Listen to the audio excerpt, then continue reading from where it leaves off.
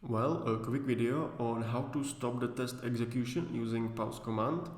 Playwright gives us something called inspector, which allows us to stop the execution at any point and do some debugging or research in your application and then continue.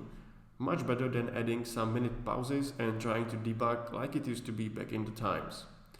So a quick demonstration of inspector.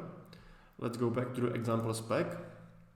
And let's scroll down to the custom helpers, and let's say here I want to pause the execution after I load the home page. So I can simply type await page.pause like this and save it. And now if you run your test using headful mode, your execution will be stopped and the inspector will appear. So let me show you. I'm gonna run the test, let's say in WebKit, and I'm gonna add a flag of headed.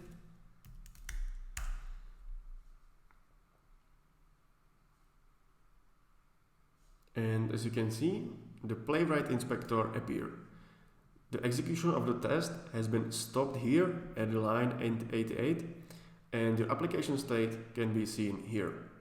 So now you can work in your application, observe the state, do some debugging, and after you are done, you can simply click here to resume and the test will continue. And you can use as many pauses as you want. So if you need to debug a really complicated test or some flow of commands, you can do it. It's a very good feature, especially for development and debugging. So don't be afraid to use it. But remember, before you actually push your test into production, you should always delete it or at least comment it out. But I would prefer to delete it at all and use it only for debugging and development purposes.